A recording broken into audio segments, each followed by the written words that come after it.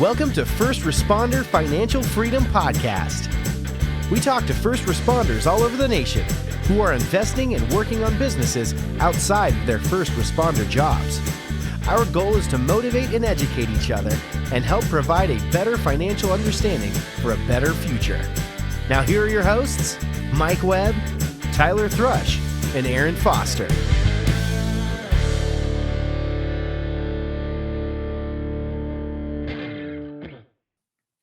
Hey everybody, episode number 5 of First Responder Financial Freedom.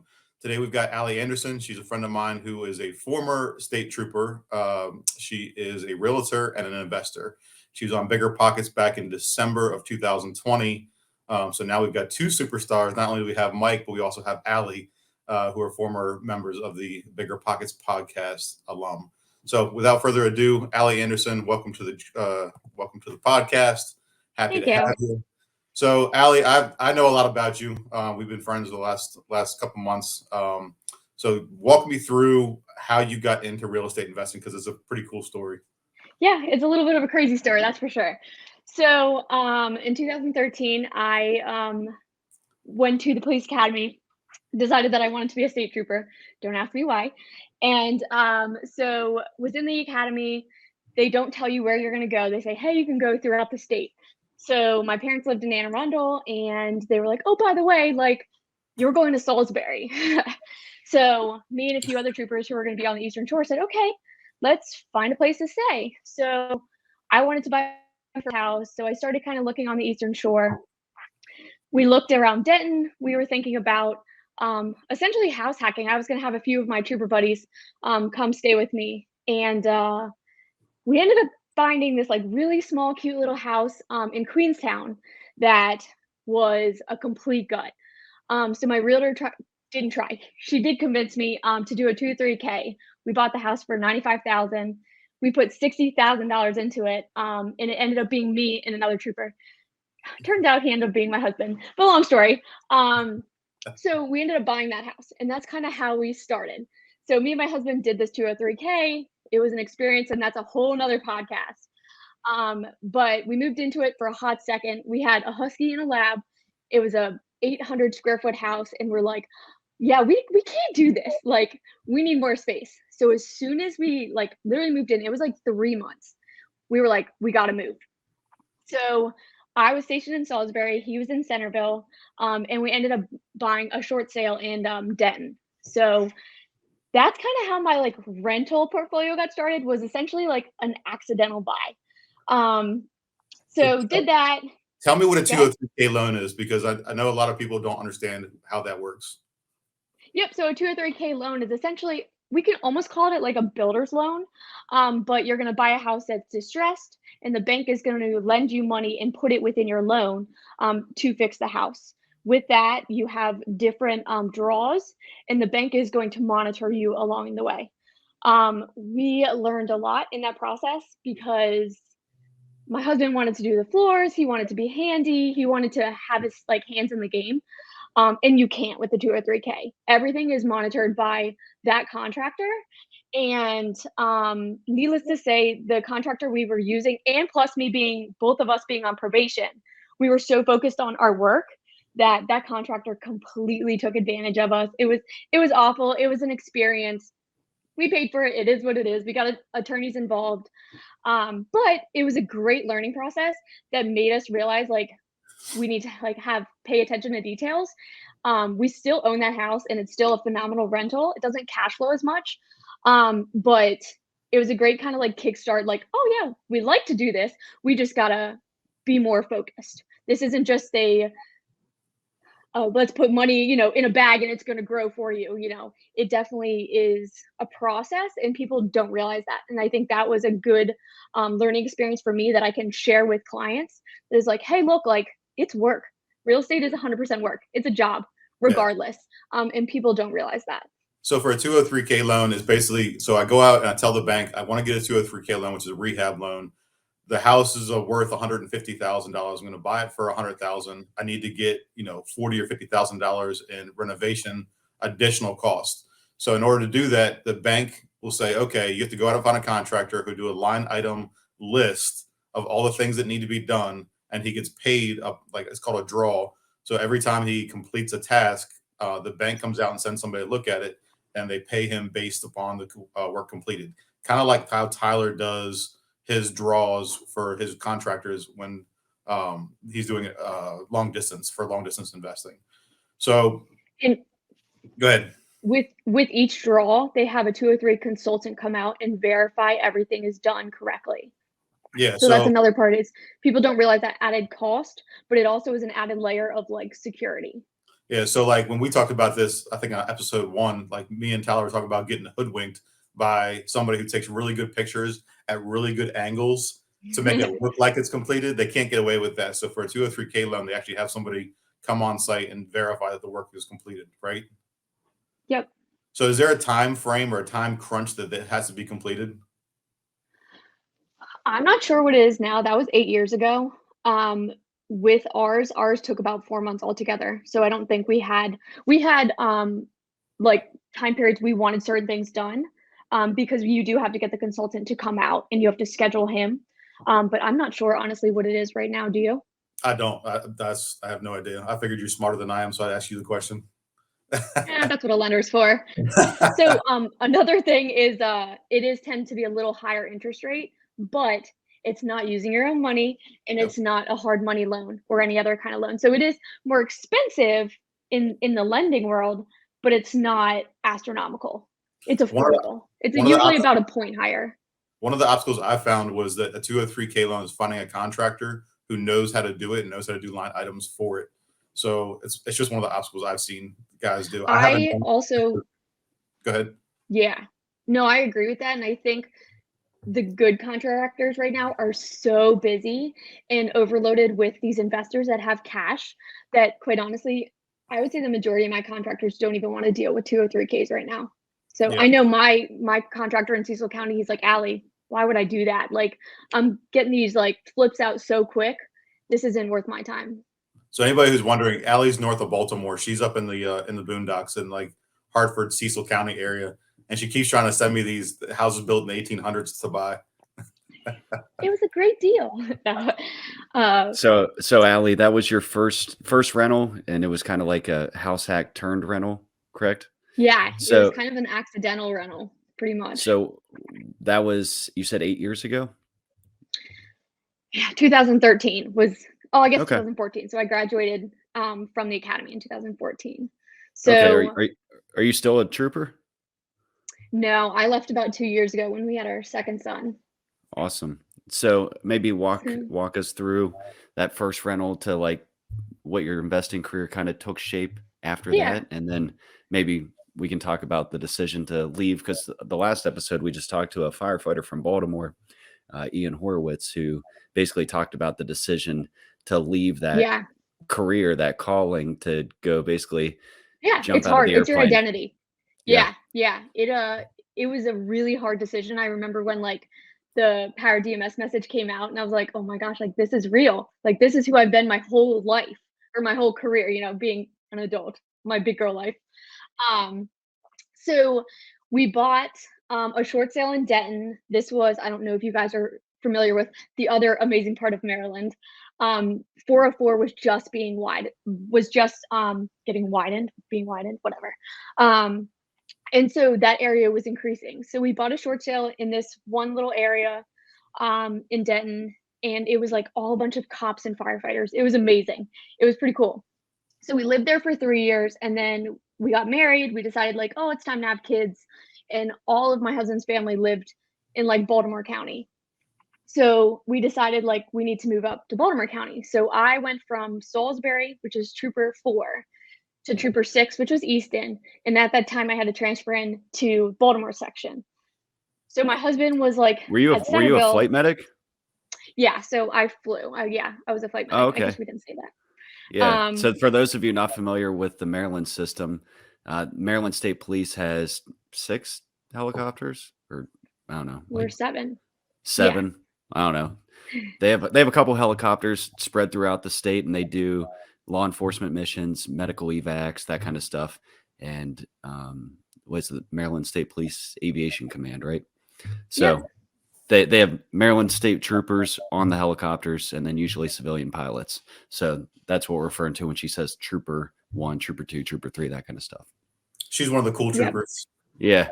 Heck yeah. The Tactical nice troopers. shit. Just kidding. My husband's the mean one. So no. Hopefully he doesn't listen to this. So we're good. So no, so I got I was about to be transferred to Trooper 1, which is like right in the heart of Baltimore, not in the heart of Baltimore, Martin State Airport. And he was ready to get transferred. He was looking on being on the DUI team.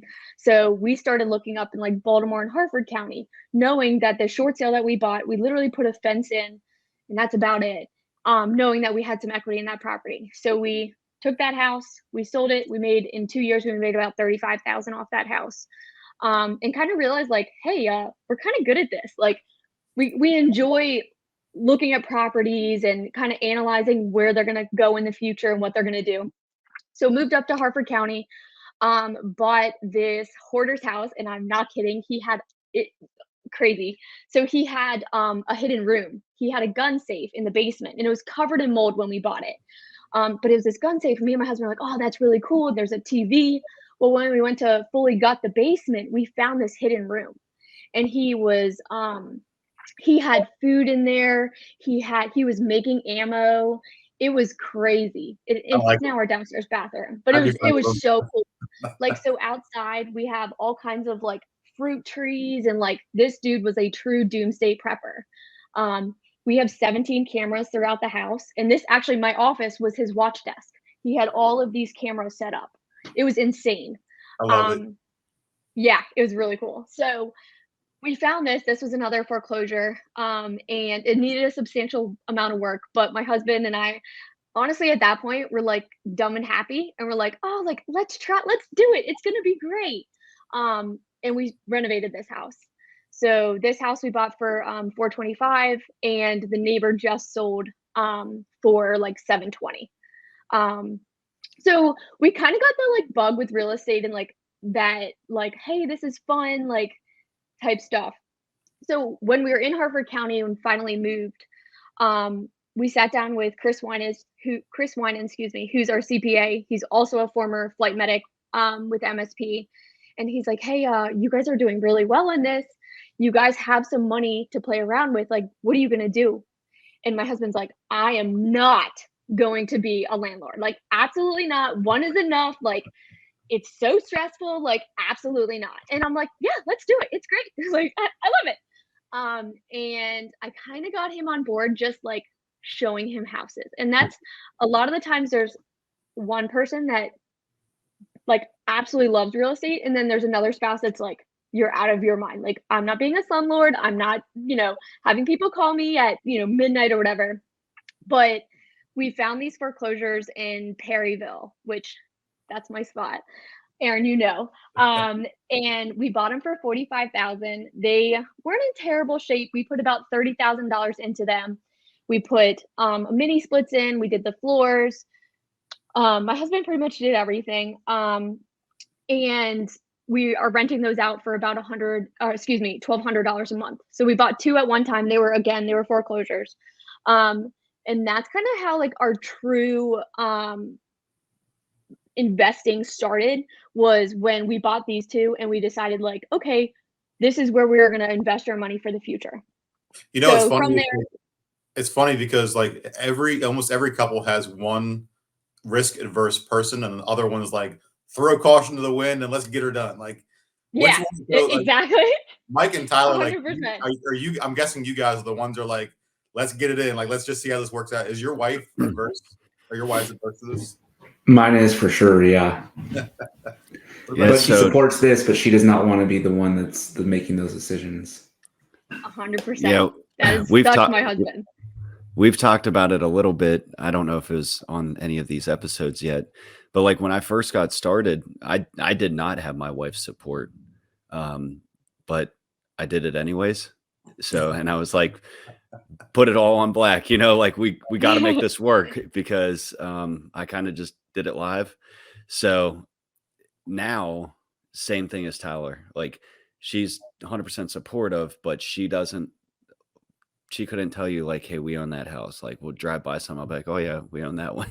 She's like, what? Like shit. That's a good thing and a bad thing. Like, God forbid something happened. Like I really need to start thinking about like, hey, here's what we got going on. You might want to take this to somebody. Like, but yes, long story. Like my wife is I would say more risk adverse. I'm fairly risk adverse or cautious. I'm not just reckless, but I'm definitely like all right, let's go out and make it happen.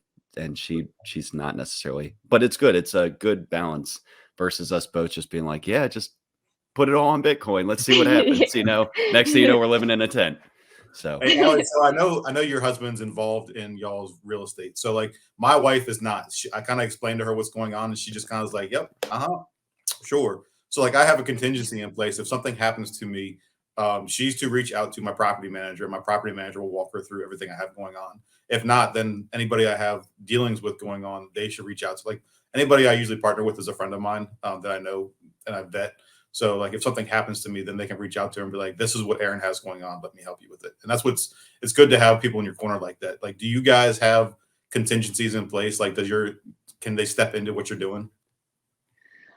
So for me, we have our LLC and it's both Brian and I have like SOPs in place that if anything was to happen, he knows what the mortgage is. He knows who's my plumber, who's my electrician. And if he has any questions, it's all in Buildium.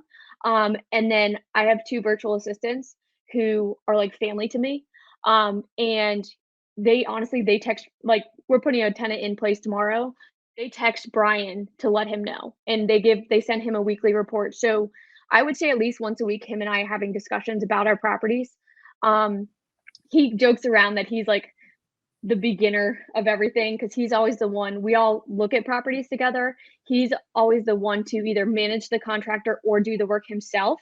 And then from there, I kind of take over. I'm the one who, me and pretty much my virtual assistant. But my virtual assistant will vet and give me kind of a report of the tenants. And then just take it from there. We're the ones who kind of like manage and do everything from there. But Brian throughout knows all the tenants. He's pretty involved. Okay. Mike and Tyler, what about you guys? So as far as backup plan? Yeah, like what can your wife step into what you're doing would he know? Contingency? I think I have some room for improvement there. I don't have anything like specific, but I have had that conversation with people. I have a buddy here in California, a good friend actually. I said, hey, if anything ever happens, call my wife, let her know that you're familiar with what I do, and he knows some of my contacts in Boise. And I just the same thing. Like I would reciprocate for him, and I would say just make sure you take care of it, handle it. And he has my my contractor and my agent's number out there right now. If that would change, I'd have to update him. But he has been like notified, like, hey, if anything happens to me when I'm at work, just please take care of my wife. But I don't have anything written down. It's just like a verbal agreement. Like I got your 6, you got mine.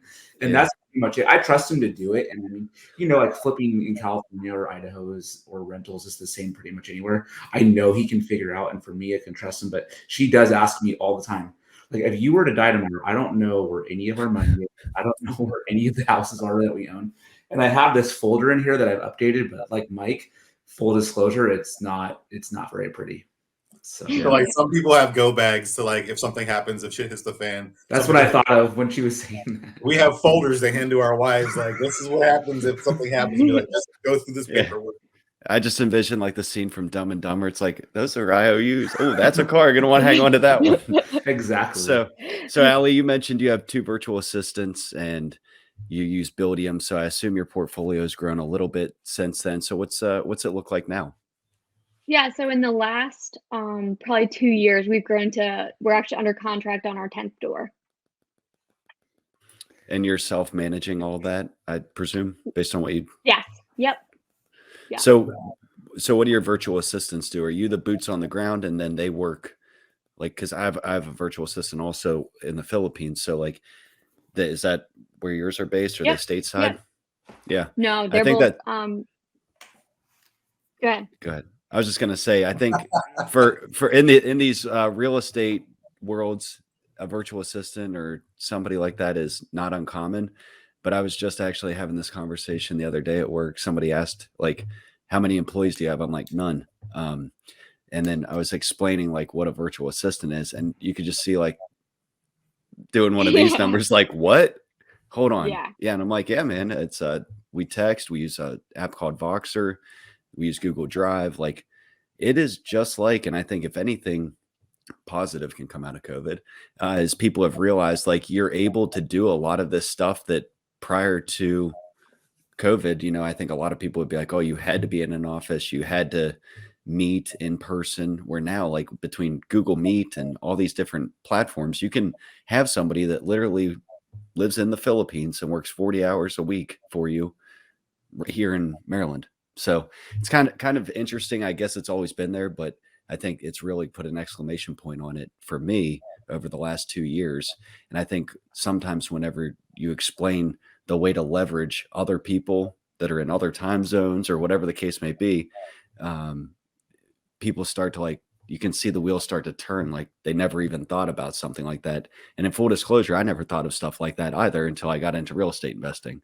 So I know we were going to maybe address leveraging time. So what do those two VAs do for you? And kind of like, how did you start to buy back some of your time so that you can raise your two boys and manage your doors or do what you want to do besides manage tenants or whatever they called for?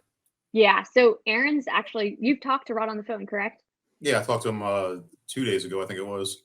Yeah. So the majority of my clients don't know they're from the Philippines. They're amazing people. Their English is phenomenal. The way they speak and talk and everything is just like here. And like you said, talking or with COVID, it's kind of, this is the new norm, is to do everything online.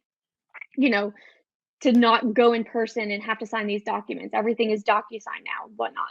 So my two assistants honestly pretty much do everything for me, from appointment setting to social media to everything on my real estate side. They've really grown my business. And to be honest, I was a dumb trooper.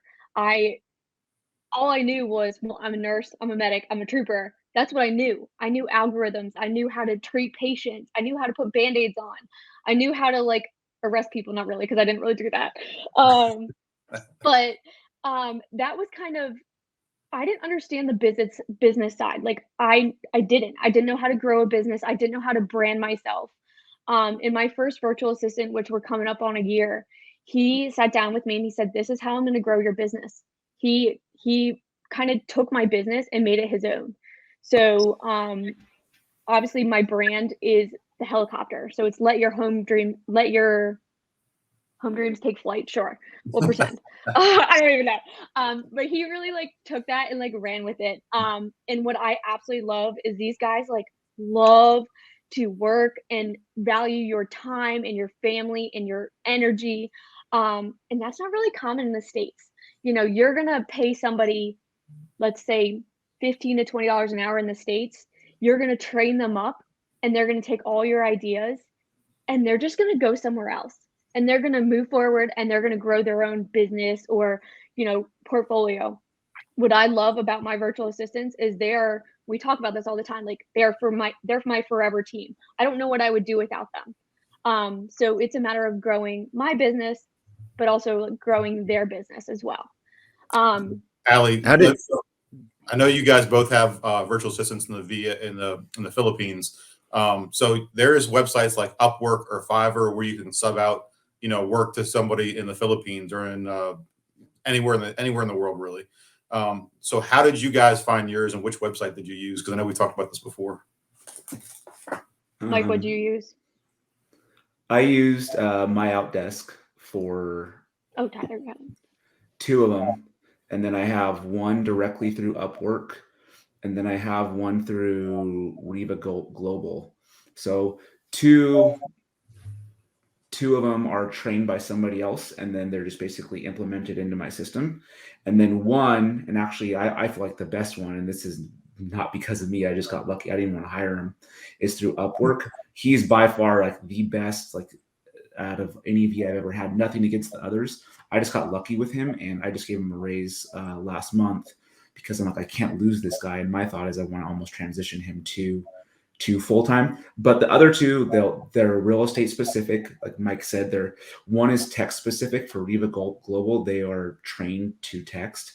And the other one is trained to be like an admin assistant for any type of real estate investment business. And that's what I was going to ask Allie. Did you train them on your own, or did you go to like a preset service and then pay? Because I know the cost difference too. And I'm starting to think the cost difference honestly is not worth it, because I don't really see a huge difference in production or like professionalism either. So I'm paying between 5 and 10 right now. I don't know if that's kind of in your realm or a little higher with going through a service. Mine's like $1,600 a month for 40 hours a week. Okay, mine's 1120 or 1180, something like that. So I pay actually went $7.96 an hour, and it comes out to about $12.75. So we're all in the ballpark. Yeah. So I actually went on, I think it's online.ph. So it's essentially like a Craigslist. And you pay, it's like under $100 a month to go on. So I put exactly what I wanted. And at that time, it wasn't necessarily my property management I was really worried about. It was a small part, but my big thing was my real estate. It was taking off. I took a nursing contract. I had a newborn at home. I had a 2-year-old, and I also had a husband. So I had a lot going on. And I just needed someone to like manage my social media, do my transaction coordination. And so I wanted somebody who had already been in that realm. So I specifically said, this is what you need on your resume, and was very specific. They had to create a social media post for me. And then they also had to create a video. And I wanted to hear them talk. So within that video, I asked, what's their daily like schedule? And most people are like, oh, I wake up, I check my email, I'm on the computer all day. And I'm like, yeah, okay, whatever. Who does that? And when I was going through, I had an astronomical amount of people who put their resume in, but didn't complete all the tasks I want. There was a total of like 17 that actually did everything correctly. In my first video and interview was this guy, Rod, who I've had for a year. And I said, Rod, like, what do you do? Tell me your day. He's like, first, I get up, I go downstairs, I make a cup of coffee, I clean my house, and then I bring my wife breakfast. And I was like, sold. This is what I need. And is that when you started training your husband? You're like, this is what I need from you, okay, Brian? Rod, you're killing me here, man. You're making us look bad. Yeah. So what I liked is he was a family man first before a businessman. And that's quite honestly, like, that's who I am. Like, I'm super blessed that with what we have, but in the end of the day, like, I want to go outside and play with my munchkins, and I want to, go on adventures, and that's just who I am. Like, so that was super important to me to have that goal in mind. And if you talk to Rod, he'll talk about his family, and he has that compassion that I think is really important. He has that bedside manner. So I did use online.ph, but it took a lot more time. Like you said, is it worth it? I had no idea what I was doing. I didn't know how to pay him. I didn't know how to track his hours. And having that third party do it sometimes is a lot easier. But with Rod, he was just like, okay, no problem. This is how you do it. Okay, no problem. In the past, this is how I've done it. And we did like a 90-day trial period. And that really taught me like how to manage those people, and like how to correctly, I guess, trust them. Because me being a cop, I'm like, this person's from another world, essentially. They have all my personal information. They know who I are. I'm sending them money. Like, to me, I just didn't trust that. And it definitely took some time to develop that relationship and trust, where I was comfortable giving him like all of my rental property information and all of that other stuff. He actually, the property we're under contract with right now, he's done everything. I literally have all of Brian's W-2s and all bank stuff, tax information in a folder, and he talks to the lender. I've given him permission. And I've probably spent maybe 30 minutes on that loan, and we close next week. That's some big trust. Like, honestly, like, if you have somebody from the Philippines who's you're letting him handle your financials, like, that's a lot of trust. And It's I a know you work huge. with Rod. You talk to Rod every single day. Oh yeah. And he has a U.S. number. So if he calls you, it comes from a U.S. number. It's Yeah. kind of like if you get these cold calls from people like, hey, this is so-and-so. I'm interested in buying your property. And it's like a number from Baltimore. Like, how is this guy? Like, what the hell? But it ends Yeah. up being somebody who's in another country who actually has a U.S. number who's doing this. So when you call him, you're calling a local number. So you're not, destroying your rates and yada, yada, yada. So you also brought his wife. Was it Mary? What's his wife's name? Sharon. So Yeah. you have her working for you now doing other tasks. So how did you transition from like, all right, Rod can't handle this amount of work, so let's hire his wife to do other things? Like, what was that transition to start hiring more? Because I know all of you have multiple VAs. Yeah. So we transitioned when we bought our fourplex, and I think I had 5 or 6 properties under contract. And I was really struggling to keep track of my transaction coordination, my rentals, getting everybody into the rentals. And both Rod and I, again, we talk every day. I think I talk to him more than I talk to my husband sometimes. And it was something that Rod and I had that discussion. Okay, what do we do? We were growing as a business. We need to continue to grow. So I was very honest with Rod, and I was like, Rod, I don't have time to train anybody. It was Christmas time. I was dealing with, Christmas. Brian decided to get COVID on Christmas, go figure. And I was like, look, I just can't do this. And he's like, well, my wife's right here. Like, she has cold calling experience and she's done Excel spreadsheets and stuff. He's like, what if I just trained her? And the good thing is I pay him enough that he said, hey, look, if we have some down weeks or months, we can afford to live off of just my income. So we don't have to pay her. And it actually worked out. I said, okay, no problem. How much is a computer? Because she didn't have a computer. She was working off her phone. It was $300, and that was her Christmas present. I said, hey, here's that. And I'm going to be honest, Sharon has grown my business. She's very into details and numbers and client communication. So she kind of took my business to another level. And Rod was able to train her on the MLS and Buildium, where I can really have Rod focus on growing my business and looking for other deals in marketing through Facebook and Instagram and LinkedIn. So that was kind of the transition where it's just like I hit a wall. Like, we're here. Are we going to go down, or are we going to continue to grow? And how are we going to grow? And I think it seems like each one has a very specific task that you have them do. Like, you're not cross collateralizing. no. That's a hard Yeah. word. It's just like, I think sometimes it's easy for us to be somewhat detached and like, they're not bionic or something. They're humans. And just like Allie, Tyler, Aaron, me, like we all have probably a skill set that we're probably better at than others. Like, same thing. You can't get somebody that's very analytical and a very like bookkeeping accountant mind on the phone, typically cold calling, and see a ton of success. And just like I'm not going to have the person that's the big extrovert going out that has to talk to everybody and close deals, and then I'm going to task them with a bunch of little granular details like transaction coordination, because they're probably not necessarily going to be that great at it. You know what I mean? So it's the same thing. Whenever we went through a company. It was called Cyberbackers, and it's my business partner's a Keller Williams agent. So Cyberbackers is a offshoot company from one of the Keller Williams folk.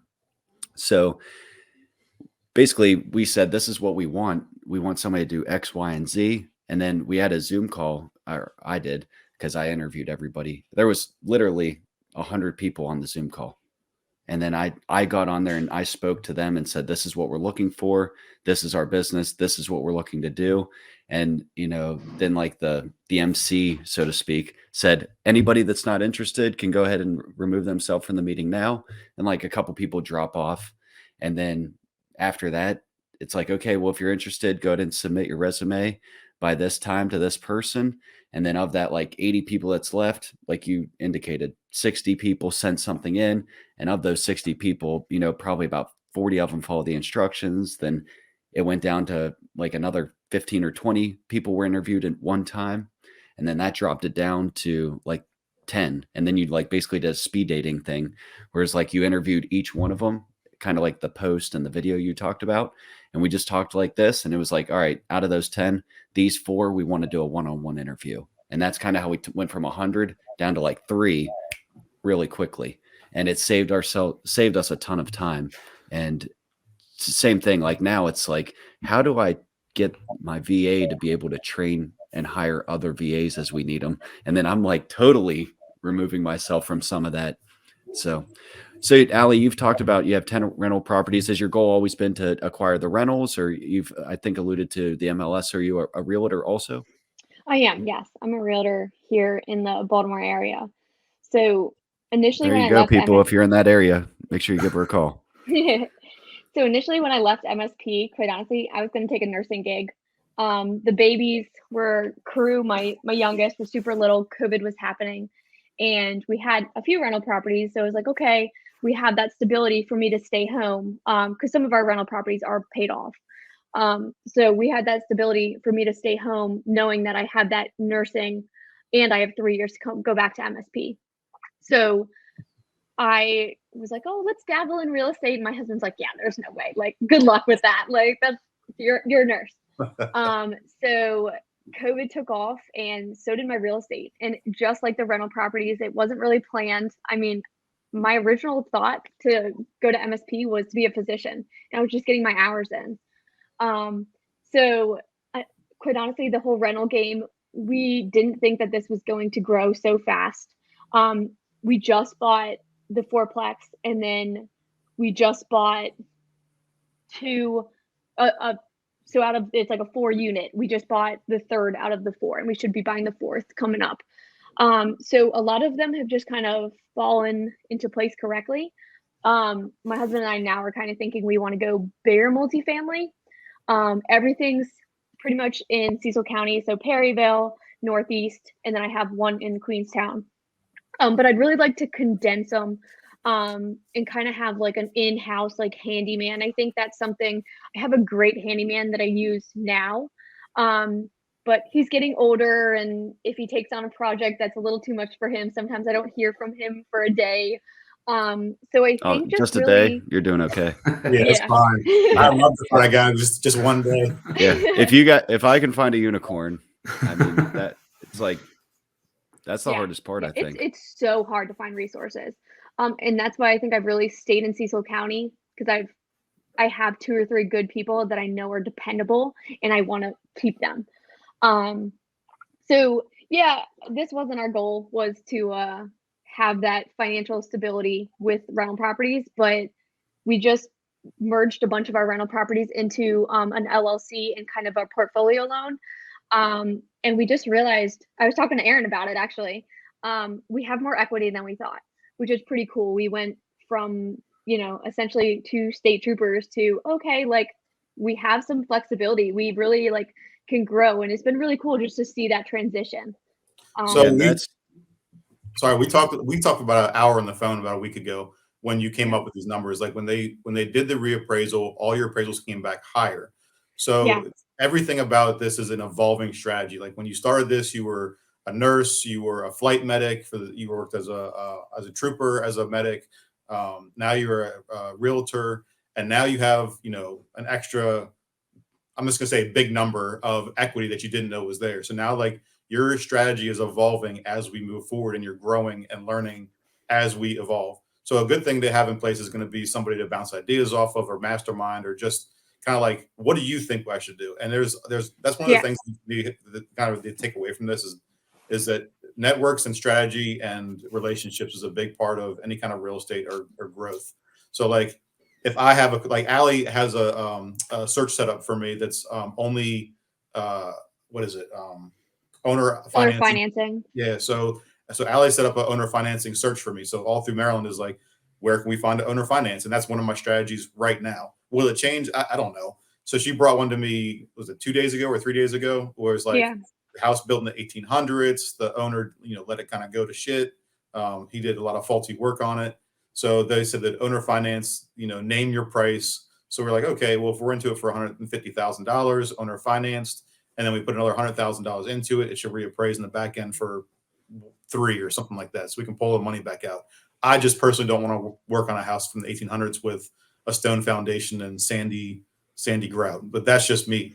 But there's options there. Like, it's just one of those things. It's like, this is a relationship that we have developed over the last couple of months, year, whatever. And me and Allie have a couple, like one of her former bosses, John King, is also into real estate. Did John get you into real estate, or did you get John into real estate, or is it kind of like parallel? So it was kind of bouncing ideas off of each other. So when I was at Trooper 4 with him, he was buying his first round of rentals. So he was going to auctions and buying them. And I was saying, yeah, we were doing this flip or whatever. And we didn't really like make that true connection up until like his next round of real estate. But yeah, I 100% agree. I think the majority of people think that they need to like hide and keep their like success to themselves, and the more successful people like Aaron are willing to like share and grow and spread the knowledge, and it benefits both people. There's so many people that don't realize that there's so many deals out there, and everybody has a different criteria. So that the property we're under contract with, it was the same idea. It's an investor who was part of that fourplex, the electric in that building was awful. So I went to him. I'm like, hey, dude, you want to split it? Like, I was helping him. He was using all of my contractors. If there was an issue with that unit, he would use my handyman. He didn't have to do a thing. But then he called me 2 years later, and I'm buying his house. And what I really like about that is I know the work's done right because it was my guys. So yeah, I think that's super important. Aaron, you're absolutely right. I think having that connection and that communication with people to bounce ideas off of, your strategy is always changing. You shouldn't just create a strategy in December and go with it. Yeah, and that honestly, that was one of the main like genesis for this group was, hey, this you don't have to live in a silo, right? There's other people locally across the country and everywhere in between doing things like this. And I think at times, like the most common conversation I have is like how to get started, right? And I think it becomes very intimidating whenever you're like, oh, she's got 2 virtual assistants and this and that and helicopters and all sorts of shit. Like, it's like, let's worry about getting the first deal. Okay. And the first deal, even if you break even, that's a win because you are going to know so much more. Like you said about the 203K loan, like it doesn't cash flow a ton, but that first deal was the base hit that got you started in the game. And I think a lot of people just like never even want to get out of the dugout because like if you get up to the plate and swing and miss, well, now everybody's going to say, see, I told you, you don't want to be a landlord. They're going to call you and it's going to be this. And my uncle had a rental and blah, blah, blah, So I think it's, I 100% agree with you there. Like the takeaway, like I want to like make sure people that are listening or, we're not sure how many people are listening to this. We were talking about that earlier. There's at least 4. Okay. All right. Allie, Mike, Aaron, and Tyler. and our moms. Like, yeah, my mom's probably listening. So, but in all seriousness, like that was kind of the whole reason for this group. And like, we don't know anything about a podcast. Like we're just kind of like fumbling our way through it. Right. But like, if we can help generate that environment to where people can then bounce that idea and like post on the group or call or text one of us or somebody that they make a connection within that group or this group, they can be like, hey, this is what I'm looking at. Like, hey man, the numbers don't look like you're not going to retire off this deal, but do you realize you're going to be able to rent this out to 2 other troopers or 2 other firemen and you're going to basically pay for your mortgage. So you're going to live for free. Like, did you ever look at it that way? Like, what would you do if 40% of your paycheck didn't go towards your mortgage? Wow, that like you're going to catapult yourself so far so fast that when you just said like you started in 2013ish, somewhere around there. So in less than 10 years, you went from coming out of the academy as troopers on probation to one of you staying at home and having a couple paid off properties and enough equity that you can probably pull a line of credit off of it and go rinse and repeat. Like when I hear stuff like that, it's like, it's not hard, but it's certainly not easy. Right. And But where else can you go and within 5 or 10 years create the level of, maybe not freedom, but the level of options that you just generated by doing that consistent action and just kind of figuring it out a little bit at a time? Like, yeah, you could just probably work overtime at, MSP and work this concert and this security detail and this overtime shift, but you're going to be constantly trading time for money. Where this, once you get the systems in place with the VAs, or maybe you just don't even want a VA, maybe you just want to have like somebody that helps you. There's tons of services, apps, and softwares that can do that and leverage that time. Now you don't have to trade the time for money, which I think is the biggest win in this business, besides the financial benefit. I think first responders, oh, go ahead. No, go ahead.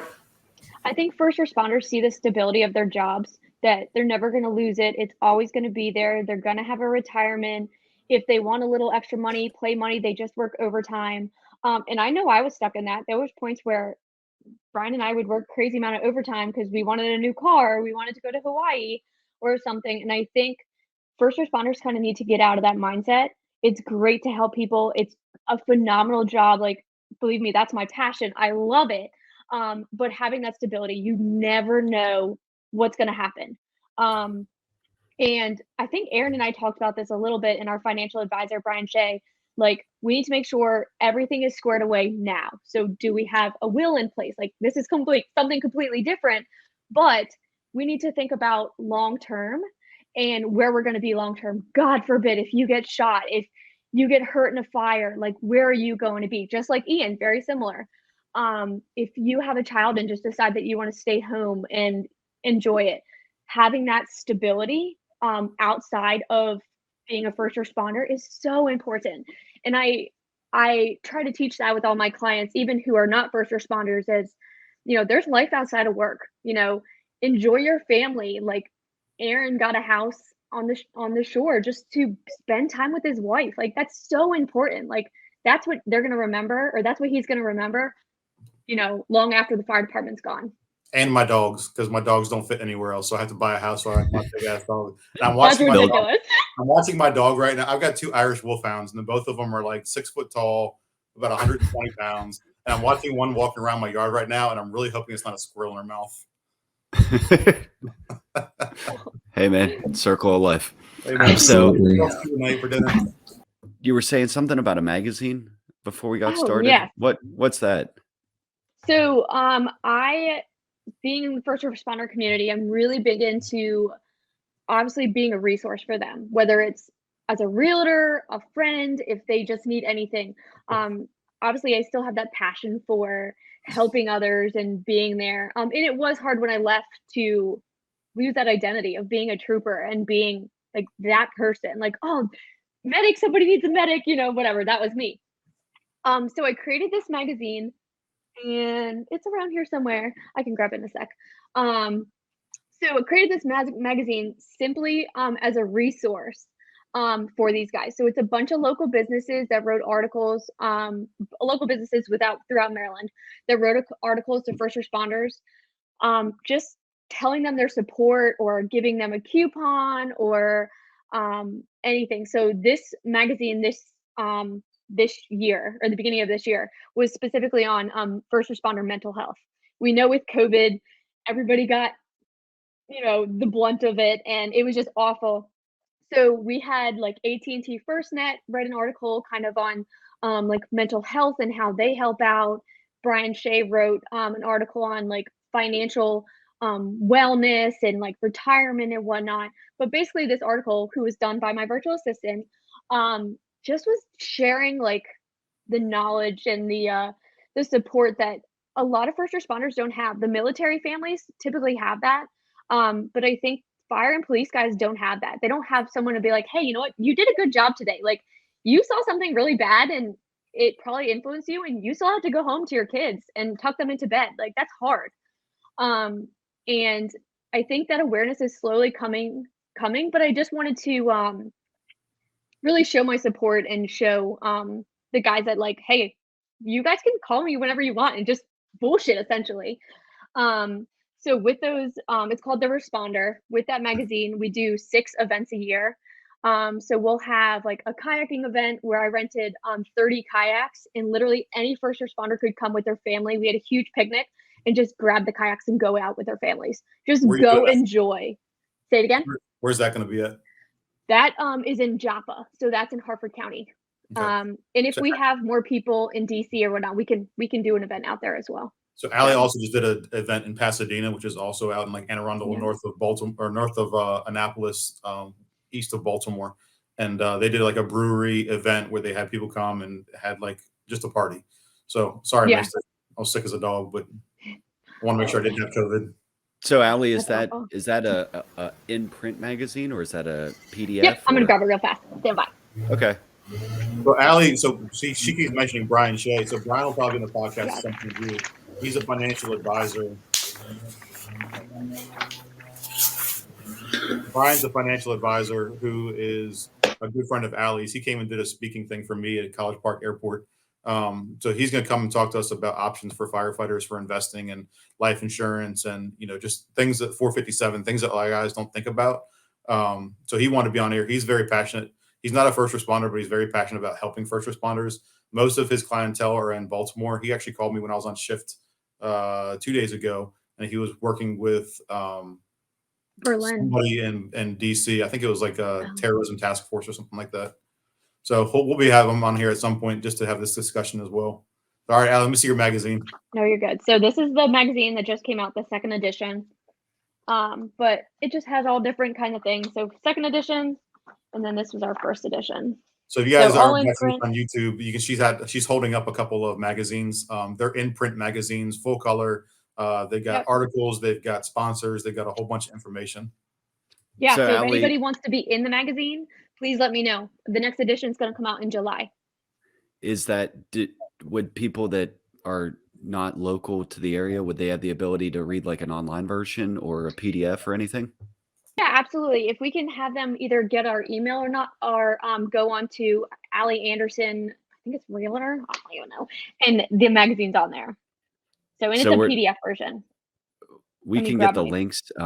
We've been trying to figure out how to do show notes and stuff like that. So what we can do perfect. is link to your site or your resources in our show notes. And then also if you send it to us, or if you want, feel free to post it in the Facebook group, because that's definitely something that even if they're not able to take advantage of that individual person's resources or offer locally, there still might be some knowledge that could be of benefit to the group as a whole. So Yeah, absolutely. if you And would, I that'd think be Ian awesome.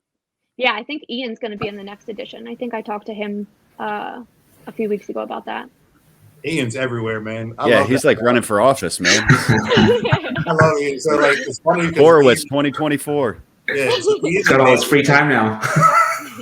Ian and Dan are partners. So Dan is the quiet, silent type, and he's like kind of the back end, very intelligent. And then Ian's the face of the group. He's the hype man.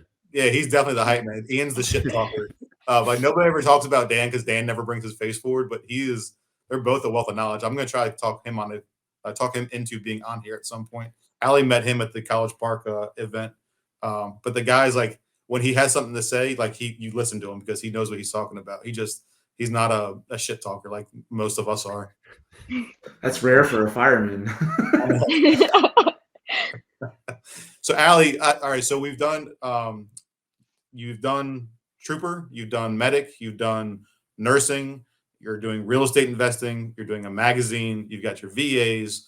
So you haven't been busy at all for the last 10 years or so, right? Not at all. No, So not at all. most of the stuff you picked up is over the last 10 years, right? Or I'm sorry, the last 5 years. So Allie is a staple of what you can do if you put your mind to it and start, getting your resources together and kind of getting your systems in place. Is in 5 years, she's gotten 10 properties, right? On top of everything else she's doing, she's gotten 10 properties.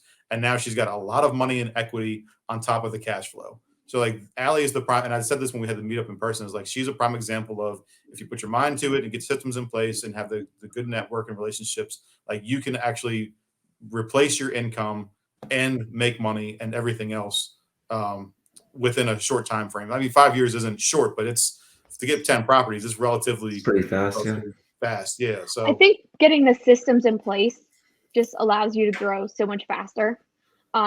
And I think that's the majority of it, is just putting that algorithm, like in the helicopter, it's called a QRH, a quick reference handbook, putting those protocols into place. You have your SOPs in the fire department, knowing what you're doing and sticking to it, and just rinse and repeat. And I think that's super important.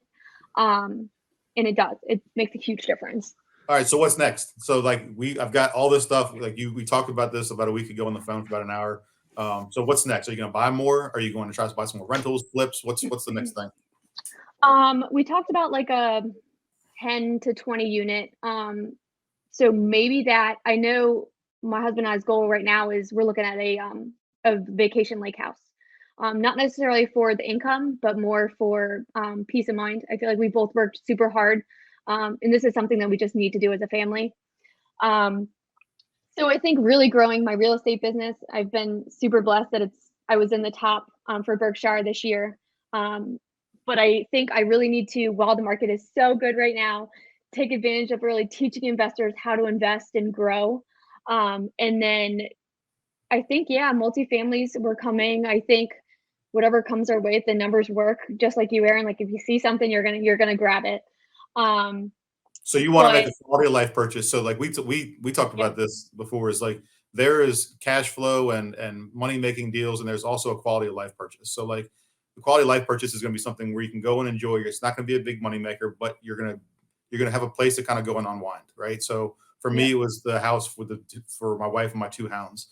For you, it's going to be a lake house to kind of get away to. And I think Mike and Tyler have places they kind of get away to and unwind as well. So where are you looking at in case somebody has something? So I'm looking up in New Hampshire, up north. So like Lake Winnipesaukee area, right near University of like New Hampshire, that area. I actually grew up in that area, so I'm very familiar. But yeah, anything lakefront is kind of what we're looking for. So you want to go north. You want to be a leaf peeper, as they call it. Go up north and watch the leaves change. It's so nice. It's so great. I love it. It is. I don't have to talk to people there. It's great. Perfect. So, Allie, as we start to wrap this up, is there anything that you want to touch on or leave the listeners with before Aaron gets to our, I guess, last 2 or 3 questions? No, I think the big thing is just communicating with others and talking about your goals and what your options are. So if anybody has any questions, feel free to reach out to any of us. I think we're all kind of an open book and willing to bounce ideas off of each other. I think that's super important. Yeah, and obviously you're working in the Baltimore, I guess, metro area, give or take. So if anybody's looking for a realtor, how could they get in touch with you? I don't know. Let's find me on I think I'm Aly Anderson Realtor on Do you primarily cater on towards Instagram. investors or first-time home buyers, or maybe first responders or troopers that want to purchase their first home? Yeah, I would say investors and more first responders are kind Awesome. of my niche. Yeah. All right, so Allie, let me ask you a question. If you could give your old self or your younger self some advice, what would it be? Probably just keep an open mind. There's several properties that I kick myself that we didn't do because we didn't have personal cash available. So I think it's just keep an open mind, talk to others, bounce ideas off of each other. Yeah, I think that's a big thing. So create strategy, create networks, have plans in place earlier. Would you have changed anything years ago that you have done now that you've learned what you're doing now? Would you go back and change anything that you've done in the past? Or is it all a learning experience and you're like, it was worth it? Yeah. I went and got a nursing degree that I rarely use a little bit, but I think it's 100% worth it. I enjoyed it along the way, and I enjoy taking those small little contract gigs just to keep my hands on the game. What's your newest strategy? I know you want to look at multifamily houses. So like we talked about a couple of over on the shore, and I know you just sold one. It was like a 3-unit with commercial on the bottom. So a taxpayer over on the shore. Like, what are you looking for, and what's your strategy to find them? Us personally? Yeah. So I think we like the properties that that have value add. We like that 1%, if not 2% cash flow. But definitely buy and hold strategies, areas that are growing. I like to look in places that have the Starbucks, the Chick-fil-A, or just added it, because we know that those guys have already done that market research. So I'm going to copy off of them. That's a So great that's tip. where they're going to widen a major highway, focus on that. I love Perryville because the Great Wolf Lodge is coming in. So just That place. kind of take advantage of that. I think that's kind of a strategy, is just focus on those areas that we know are going to grow. Awesome. I'm super excited to see the next phase of your investing and real estate career on top of everything else you have going on. Mike and Tyler, I don't have any more questions. You guys want to hit her with anything else? I'm sure we could talk for another hour about your journey and what the next 5-10 years looks like, but maybe we should have you back on another episode. Yeah, So, I love that. I really appreciate you coming on here and just kind of sharing your story, because like we've said, I think in all these episodes, is we just hope that maybe we can be the catalyst to get somebody started. Obviously it's been a tough couple years for law enforcement, and I think that there's people that would leave if they had an option, and maybe this can help educate them on what options are out there. So I think seeing somebody that's gone from trooper to successful investor, realtor, family person, etc., like, I think hopefully somebody sees this and is like, hey, I can do that too. I'm not just, It's doable. I'm not just a dumb fireman. I'm not just a dumb trooper. Like, I can do both, or I can just completely cut ties and go do that. Whatever fits your goals, I think is kind of important to take that into account. But Allie, thank you for coming on, and anything you want to leave the guests with? If not, we're going to get this wrapped up.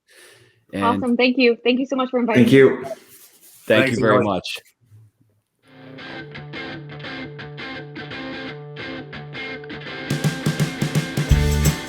Thanks again for spending some time with us today. If you found value in anything you heard, please share with someone who may benefit. We look forward to connecting between shows in our Facebook group, First Responder Financial Freedom. Till next time.